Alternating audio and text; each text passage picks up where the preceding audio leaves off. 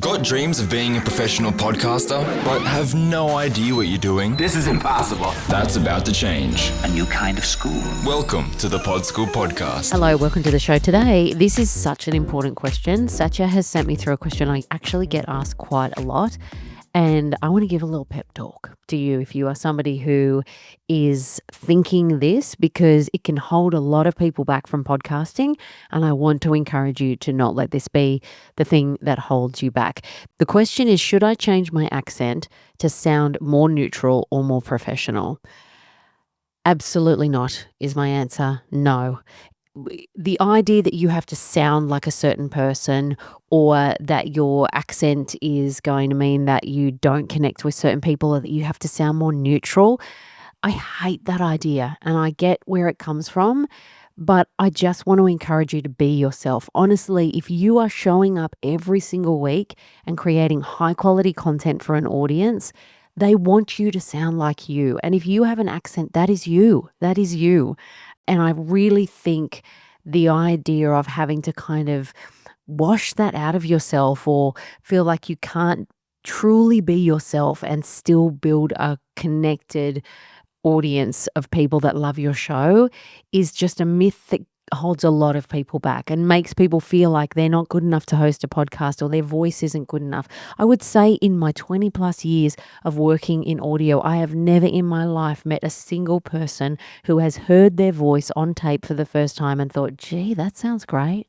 Everybody hates the sound of their own voice. Everybody. The only difference with when you are a podcaster or a radio person, you're used to hearing what you sound like. So you get used to it. It's less about, oh God, I love the way I sound. It just sounds less jarring to you because when you hear yourself recorded for the first time, you are actually hearing yourself exactly how other people hear you. That's never how you heard yourself because you always hear yourself through your cheekbones. You don't hear, your ears are not sitting outside the front of your mouth listening to your voice. But the way that you sound when you are recorded is how you actually sound. So it's jarring because it doesn't sound normal. It doesn't sound right to us. So it makes sense that we are uncomfortable with the sound of our own voice. But if you have an accent, you do not need to sound more neutral to connect with your audience. Your audience will really relate to authenticity, you being real and you genuinely being passionate about your content. So please don't let that be holding you back because I do get this question quite a lot and it always really saddens me, honestly, because it's just not great for anybody to feel like their most authentic selves is not enough to build an audience, because it absolutely is. It absolutely is. And I want to give you the confidence to feel that that's the case.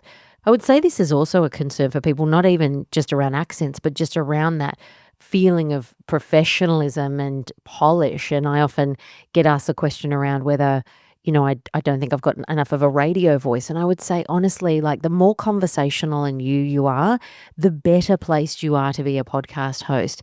There is a sort of voiceover voice that goes on some radio shows that, if you heard someone in the street, you're like, oh, you're a radio, I bet you work on radio.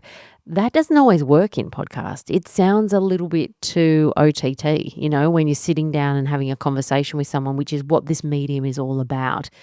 Broadcast is really more about capturing people's attention out of speakers in an environment where they're often distracted by other things, the car, the office, the vacuum cleaner, the kids. A speaker is taking up space in a room with you. The content is sort of stepping into that space with you.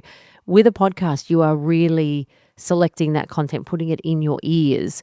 So that kind of really over-the-top, polished radio sound, it just doesn't work as well often in a podcast. So you don't need to sound polished because you don't want to sound like a voiceover person. You want to sound like a person who's talking to your audience. So really, I cannot stress enough that how you sound is right.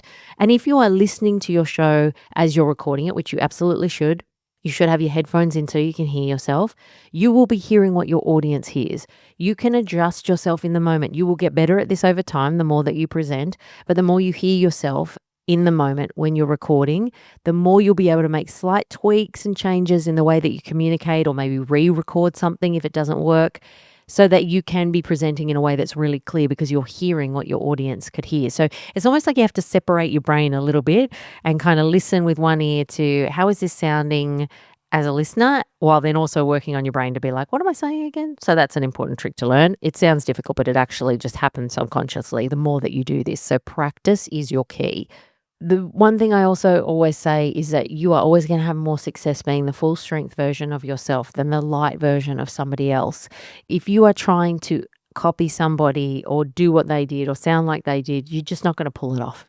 Nobody ever does. Nobody ever sounds authentic when they're trying to do a bit or act like somebody else. You always need to tap into what you have to bring to your audience personally. You can look to what other people do and admire that and say, I want to create a community, a show like that. But the idea of having to copy and paste that or make yourself sound more like that because that's what success means, those people are successful because they are them. So you need to remember that you can be successful by being you as well.